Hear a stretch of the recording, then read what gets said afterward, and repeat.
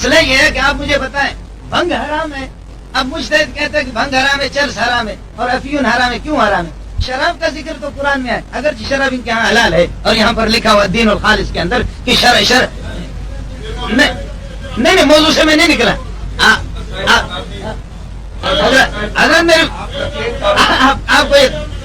آپ خاموش رہے. السلام علیکم، کیسے ہو دوستو؟ امید ہے کہ آپ سب خیر و عافیت کے ساتھ ہوں گے.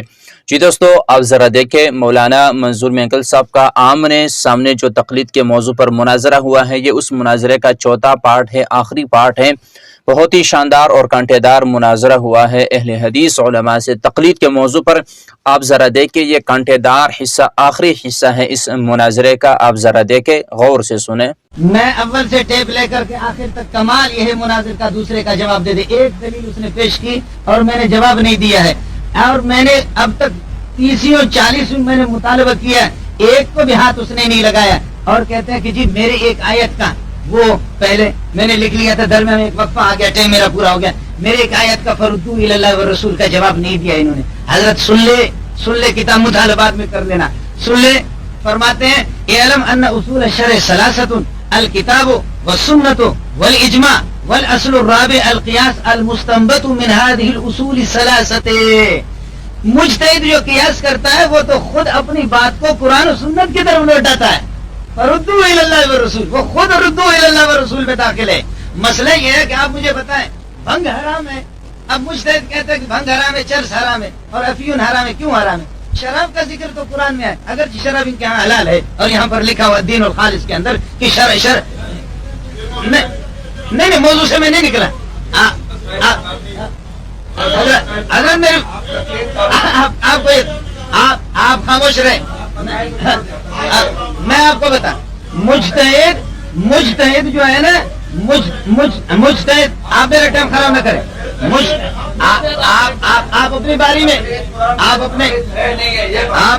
اپنی باری میں اچھا آپ اپنی باری میں اس پر یہ رد کریں. میں نے عرض کیا کہ مجتہد خود قرآن و حدیث کی طرف اس کو مثلا یہ ہے کہ وہ کہتے بھنگ اور چرس یہ حرام کیوں ہے، اس کا قرآن و سنت میں ذکر نہیں آیا. تقلید کی ضرورت اس لیے پڑتی ہے کہ یہ چیزیں قرآن و سنت میں نہیں ہے. 80 سال تک ضرورت نہیں پڑی، 80 سال کے بعد کیوں پڑی؟ اچھا اس کا جواب میں ابھی دے دوں آپ کو یا بعد میں دے دوں؟ ہاں ابھی جواب دے دوں، بعد میں جواب دے دوں. اس کو نوٹ کر لینا. ہاں نہیں، اس کو نوٹ کر لو کہ ڈاکٹر صاحب، ہاں اس کو آپ لوگ جو ہے نا نوٹ کر لو. میں اس کو بھی اس کے بعد یہ ہے کہ اس کا جواب دے دوں گا. ہاں جی بالکل. اب مسئلہ ہے، حضرت نے شرح معانی الاثار کی عبارت پیش کی. کتاب کا نام بھی صحیح نہیں، معانی الاثار. یہ کوئی عربی میں ٹیپ کو واپس لوٹا دو. اچھا اس عربی میں بھی کچھ پڑھا نہیں. حج تمتع کو کہتے ہیں، حج تمتع کو کہتے ہیں، حج تمتع. دیکھ لینا، ٹیپ واپس کر لو. حضرت دیکھو، فقال رسول اللہ صلی اللہ علیہ وسلم، رسول اللہ ہوتا ہے، کالا جب آ گیا تو اس کے بعد رسول اللہ. ٹیپ اس کو واپس کرو. اور کہتے ہیں کہ آپ کے پاس کی کتاب نہیں.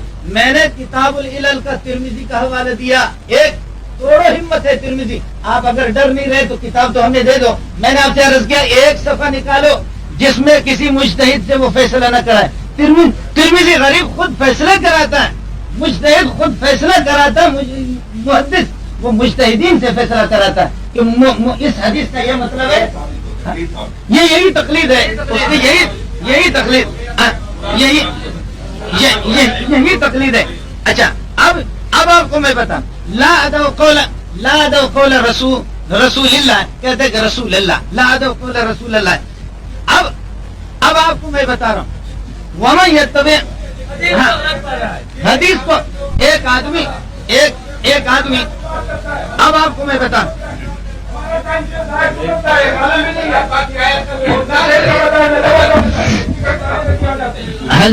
حضرت میرے، اب میں تیسری آیت پیش کر رہا ہوں. اور جس آیت پر حضرت نے استدلال کیا، جس آیت سے استدلال کیا اس پر میں نے ایسا اعتراض کیا کہ اس آیت کو ہاتھ نہیں لگائے گا. سورہ اعراف والا ایسا پھنسا ہے، حصر حقیقی وغیرہ اس میں، تو اس کو ہاتھ نہیں. تیسری آیت پیش کر رہا ہوں میں، وَإِذَا جَاءَهُمْ أَمْرٌ مِّنَ الْأَمْنِ أَوِ الْخَوْفِ أَذَاعُوا بِهِ وَلَوْ رَدُّوهُ إِلَى الرَّسُولِ وَإِلَى أُولِي الْأَمْرِ مِنْهُمْ لَعَلِمَهُ الَّذِينَ يَسْتَنبِطُونَهُ مِنْهُمْ.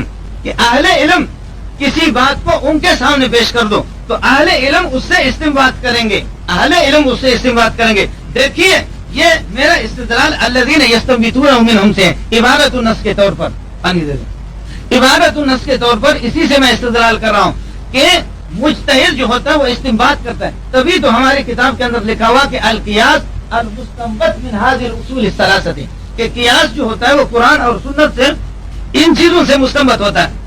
اور دیکھ لینا میں نے تفاسیر کا سہارا نہیں لیا، استدلال میں نے آپ کو بتایا، اب آپ کو بتا رہا ہوں. قال ابو بکر الجساس فقد هوت هذه الآية معانية منها ان في احکام الحوادث ما ليس بمنصوص بل مدلول عليه. کچھ جدید مسائل ایسے ہیں کہ جو قرآن و سنت میں نہیں ہے، جس کو آپ مان چکے ہیں، اس کو تقلید سے حل کریں گے.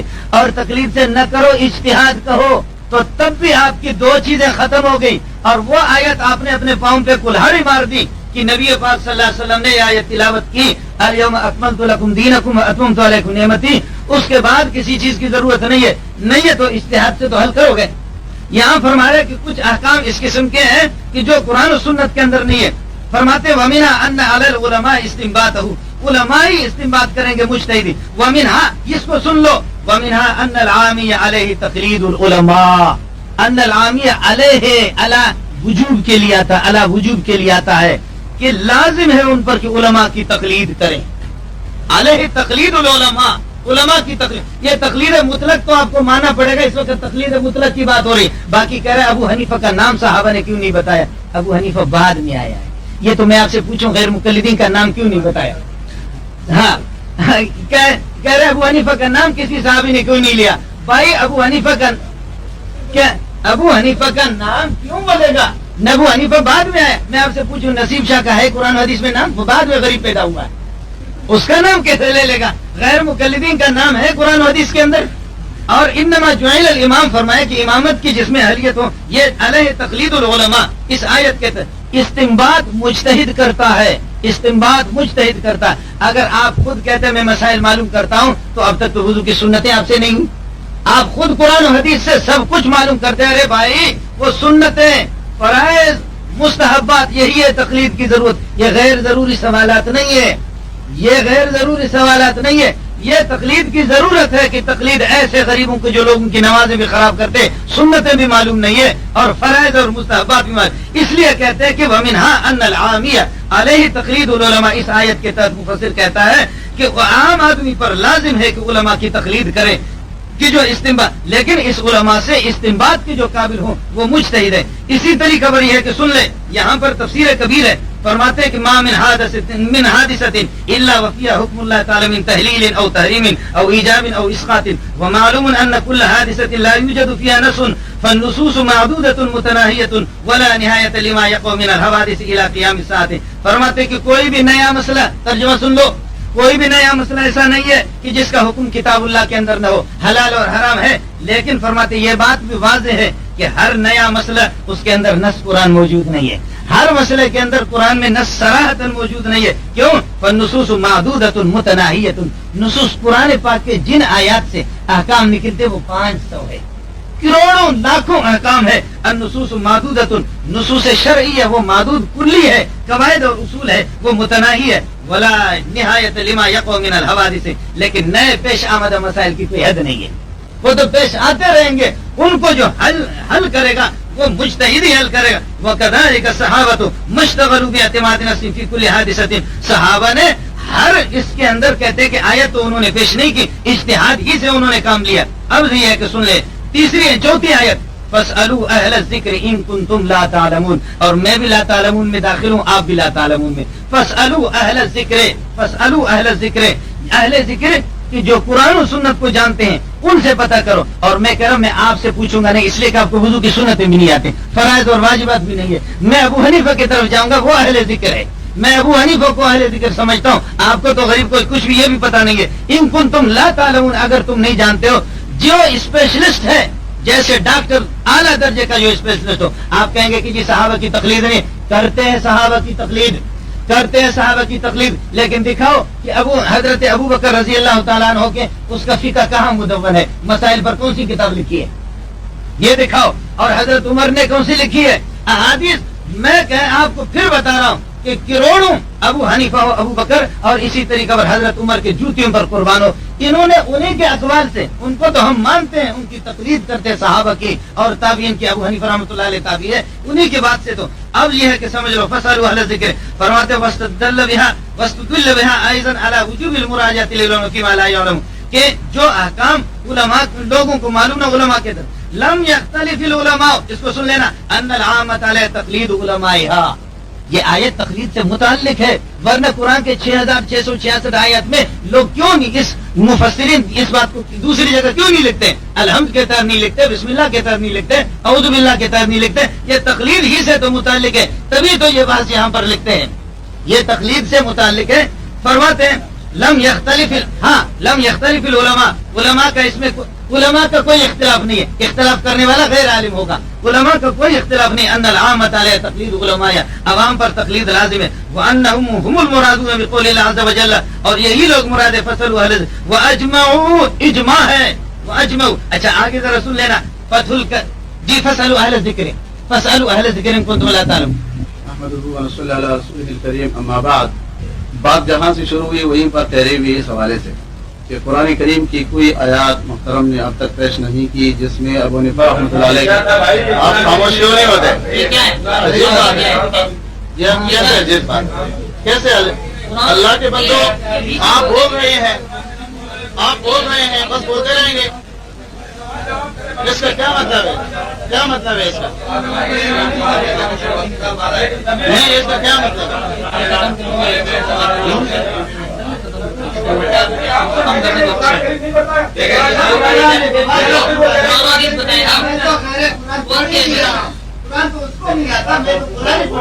قرآن کی کوئی آیات اب تک پیش نہیں کہ جھوٹ بولتے, اللہ کے ذات پر جھوٹ بولتے ہیں. قرآن میں لکھا ہے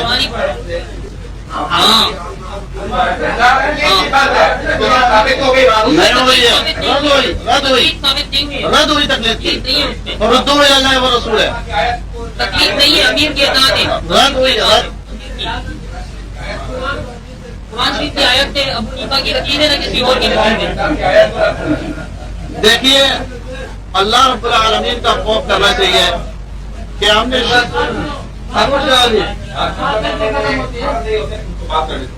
بات یہ ہے, پھر کوئی بات نہیں کرو, پھر نہیں کرو, پھر میں ہم ہی بولیں گے, صحیح ہے.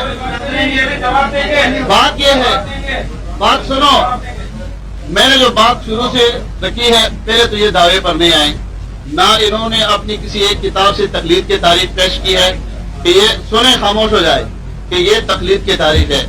حالانکہ یہ کتابیں اپنے مدرسوں میں پڑھاتے ہیں, لیکن اب ان کو پتہ ہے کہ پیش کہاں. اب دیکھو فوٹو کافی پڑھ رہے ہیں, اگر ہم اعتراض کرتے کہ یہ عبارت ہے ہی نہیں, کہاں سے لائیں گے. میں نے شروع میں کہا جو کچھ آپ سناتے ہیں اس میں ایک بات پر ہمیں یقین نہیں ہے, یہ سب کاپیاں ہیں, سب کاپیاں ہیں, سب کاپیاں ہیں, کیا بتایا نہیں ہے, سب بتایا ہے. مضمون ہوتے ہیں آگے پیچھے, وہ سب حذف کر کے وہ سارے مضمون کو یا حذف کر جاتے ہیں. مقصد یہ ہونا چاہیے کہ جاننا ہے, سمجھنا ہے, بس مباحث غالم کا لوگ سے کوئی مسئلہ حل نہیں ہوتا.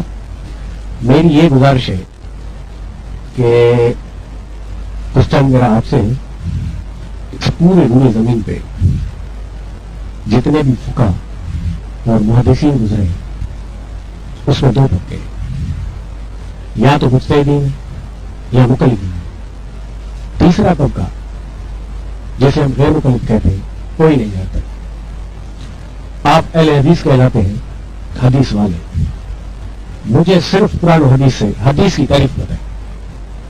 حدیث کی تعریف حنفی بھی یہی کہتے ہیں, اہل حدیث بھی یہی کہتے ہیں کہ حضرت صلی اللہ علیہ وسلم کے قول, فعل اور تقریر کو حدیث کہا جاتا ہے. حدیث کی تعریف قرآن و حدیث سے آپ ثابت کریں. ایک چیز یہ. دوسری, آپ کے پاس جب بھی کوئی کتاب پیش کیا جاتا ہے حدیث کا, تو آپ کہتے ہیں یہ صحیح حدیث ہے, یہ ضعیف ہے, یہ موضوع ہے. آپ مجھے یہ بتائیں کہ اللہ تعالیٰ نے یا اللہ کے رسول نے کبھی بھی کسی حدیث کو صحیح ضعیف کہا ہو. یہ سارا تقلید کا درس ہی. میں کہتا ہوں کہ حدیث کی جو تعریف ہے آپ تک حدیث پہنچی ہی تقلید کے تھرو ہے, کیونکہ حدیث کے سامنے ہے سند. سند کیا ہے؟ مجھے فلاں نے بتایا, لازمی ہے کہ میں نے اس کی تقلید کی نا. اس نے فلاں کو بتایا, انک جو ہے یہ تقلید ہے. حدیث جس سند کے تھرو آپ کے پاس پہنچی ہے وہ خود تکلیف ہے. ایک چیز یہ دونوں چیزیں بس دونوں کوشچن ہیں اور ایزی بالکل کوشچن ہے. دوسری بات یہ ہے کہ یہ تو ہوگا عقیدے کا مسئلہ کیونکہ آج کا موضوع تھا تکلیف ایک موضوع تھا تکلیف ٹھیک ہے. فروعات کا جب بھی بحث آئے یہ آج زیر بحث نہیں ہے موضوع لیکن میں ایک گزارش کر دیتا ہوں آپ کو کہ مسائل بالکل آسان ہیں. جیسے نماز کے جو بھی مسائل آتے ہیں نا جیسے فرائض کی بات کی نوافل کی بات کی یہ فرض ہے یہ نفل ہے یہ کی فرض کی ڈیفینیشن کیا ہے نفل کی ڈیفینیشن کیا ہے مستحب کی ڈیفینیشن کیا ہے. میں کہتا ہوں کہ آج تک کوئی غیر مقلد نہیں بتا سکتا یہ تاریخ لیکن آپ کسی بھی ادنا مقلد سے پوچھے وہ آپ کو انبار لا کھڑا کر دے گا تاریخوں کی کہ فرض کسے کہتے ہیں مستحب کسے کہتے ہیں کیونکہ یہ تو بڑی بانی ہوئی چیزیں ہیں نا. نماز کے بحث کے میں بات میں ہمیشہ ایک ہی کرتا ہوں رفع دین دوسری بات ہے فاتحہ خلف الامام دوسری بات ہے آمین بالجہر بعد کی بات ہے. پہلے آپ یہ کریں کہ نماز کی ابتدا تو کریں تکبیر تحریم یہ مقتدی آہستہ پڑھے امام اونچی آواز یہ ڈفرنس کس قرآن کی آیت اور حدیث سے. میں ایک مثال دیتا ہوں تو انہوں نے کہ جی کوئی غیر مقلد نہیں ہوا. دیکھیں یہ جو محدثین کے بارے میں یہ جو شوشہ ڈالا ہوا ہے نا کہ محدثین مقلدین تھے یہ شوشہ بھی مقلدین کا ہے یہ شوشہ بھی مقلدین ہی کا ڈالا ہوا ہے. حتیٰ کہ اس کی ترتیب میں خود مقلدین کی کتابوں سے ہی گواہی پیش کر سکتا ہوں. مثلاً دیکھیے سنن ابن ماجہ ٹھیک ہے. طبقات کی بات چلی تھی سوال دوسرا نہیں ہے یقین آ جائے گا کہ سوال دوسرا نہیں ہے سوال پہلا ہی ہے اور اسی سوال کا جواب ہے. اب یہ ہے کتاب سنن ابن ماجہ سے پہلے اس کتاب پہ جو ہے سنن ابن ماجہ سے پہلے ایک مختلف رسائل ڈالے گئے. ان میں سے ایک رسالہ یہ بھی ہے ما تمس الیہ الحاجہ بمن یطالع سنن ابن ماجہ سنن ابن ماجہ. اس کے اندر یہ بحث ہوئی ہے کہ وہ اما مذاہب مؤلف اصول ست جو اصول ستہ یعنی صحاح ستہ کے جو مصنفین ہیں ان کے مذاہب کے بارے میں ایک چیپٹر چھڑا ہے. پھر مختلف اقوال نقل کیے جو کہ بحث طویل ہے کہ کسی نے کچھ کہا ان کو کسی نے کہا فلاں کسی نے کہا مجتہد کسی نے کہا مقلد کسی نے کہا غیر مقلد کسی نے کہا شافعی کسی نے کہا حنبلی کسی نے کہا مالکی وغیرہ ذالک. آگے چلتے ہیں یہ ان کے اپنے الفاظ ہیں ان کے مصنف کے اس کے نہیں سنیے تو صحیح پہلے پوری بات سن لیں. یہ ہے ان کے مصنف ہیں علامہ محمد عبدالرشید نعمانی دیوبندی. یہ فرماتے ہیں فانظر الی ھذا التجاذب اس تجاذب کی طرف دیکھیے. اور پھر کہتے ہیں الذی وقع بین ہؤلاء العالم جو ان معروف لوگوں کے درمیان واقع ہوا. فتارۃ یعدون احدهم شافعیا وتارۃ حنبلیا کبھی کسی کو حنبلی شمار کرتے ہیں کبھی کسی کو شافعی شمار کرتے ہیں. وہ اخرى مجتہدا کوئی کہتا ہے نہیں مجتہد ہے. اور پھر کہتے ہیں وہذا كله عندي تخرص یہ سارے کا سارا میرے نزدیک کیا ہے اٹکل پچو. تخرص کس کو کہتے ہیں اٹکل مارنا وہم و گمان کی باتیں کرنا اٹکل کی باتیں کرنا کچی بکی بے دلیل بھوری کمزور ایسے. فرمایا من غیر برہان بغیر کسی دلیل کے یعنی کوئی کہتا ہے امام بخاری رحمۃ اللہ علیہ شافعی تھے. اب یہاں پر کتاب نہیں ہے زکریا کاندھلوی صاحب کی کتاب ہے تقریر بخاری شریف کے نام سے. اس میں زکریا صاحب کہتے ہیں کہ بھائی بعض لوگوں نے امام بخاری رحمۃ اللہ علیہ کو کہا کہ امام بخاری رحمۃ اللہ علیہ شافعی تھے. صفحہ نمبر 54 ہے جو دارالارشاد سے چھپی ہے اس کا صفحہ نمبر 54 ہے جلد نمبر ہے بلکہ مقدمہ میں. فرماتے ہیں زکریا کاندھلوی صاحب جو معروف شیخ الحدیث تبلیغی جماعت والے فضائل اعمال والے فرماتے ہیں کہ بعض لوگوں نے کہا کہ امام بخاری رحمۃ اللہ علیہ شافعی ہیں وہ اس لیے کہ وہ امام ابو حنیفہ رحمۃ اللہ علیہ سے زیادہ ناراض ہیں. حالانکہ شافعی سے بھی کچھ کم ناراض نہیں ہے ان سے زیادہ ناراض. ابھی اتنی دیر سے یہ بات چل رہی ہے کہ مجتہد فلاں کا مقلد. اب زکریا صاحب خود بتا رہے ہیں کہ وہ مجتہد سے ناراض ہیں امام بخاری سے. امام بخاری رحمۃ اللہ علیہ اتنے بڑے عظیم محدث ہیں ان کی عظمت کے ان کی حدیث کے مہارت کے ان کے فن حدیث میں مہارت کے یہ سب گواہ ہے. پہلی بات سنیں پوری بات سنیں بات نہیں کہ میں نے ڈاکٹر صاحب یہ غلط ہے یہ انصاف کے خلاف ہے یہ انصاف کے خلاف ہے یہ انصاف کے خلاف ہے. اب یہ جو طبقات کی بحث ہے یہ طبقات کی بحث آپ بات سنیں پوری آپ بات سنیں یہی بات آ رہی ہے بالکل یہی بات ہے.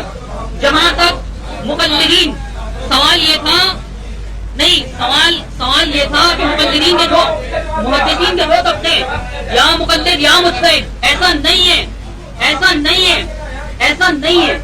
مجتہد برائی اکابرین کی نہیں کر رہے. آپ ہر بات پہ کہتے ہیں اکابرین کی برائی کس نے کی ہے میں نے کون سی برائی کی ہے کس کو گالی دیے آپ کے نہیں بات پوری کرنے دیں آپ صحیح سوال کو پورا کرنے دیں آپ ہاں طبقات کی یہ جو مجتہد اور مقلد یہ مقلد کہنا یہ مقلدین کی بات ہے مقلد خود دعویٰ کرے اور خود دلیل اپنی بات کو پیش کرے یہ قابل قبول نہیں ہوگا ایک ہی بات دلیل بھی ہو ایک ہی بات دعویٰ ہو یہ نہیں ہو سکتا ہاں الحمدللہ ہاں حدیث پہ چلتے ہیں الحمدللہ حدیث پہ چلتے ہیں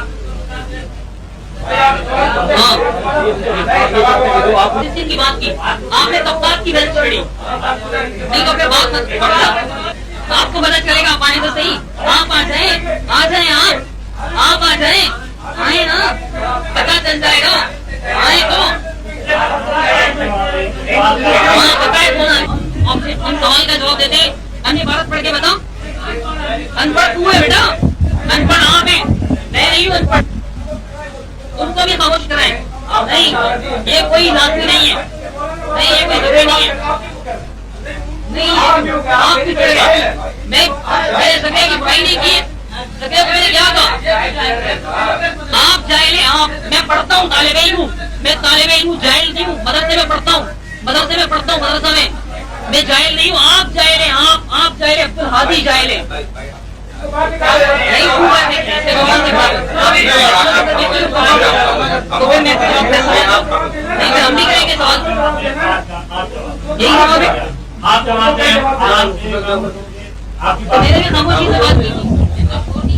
ایک منٹ ایک سیکنڈ میں بتاتا ہوں آپ کو میں جواب دیتا ہوں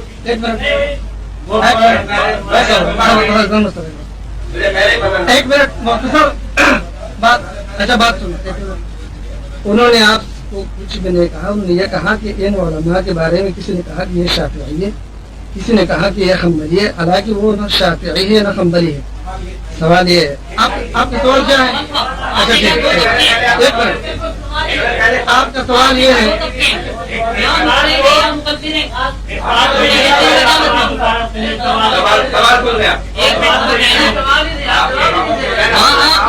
ابھی میں آپ کا سوال یہ ہے آپ کا سوال یہ ہے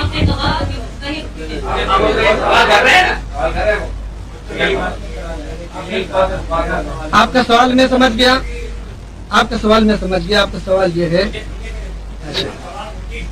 تو تقریر کر دیں جب یہ تقریر کر دیں تو ہم نہیں کریں گے ہم بھی کریں گے نا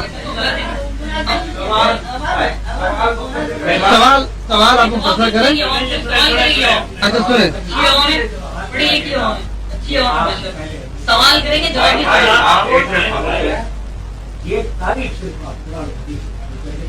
بس کھڑا ہو جاؤ آگے نہیں جاؤ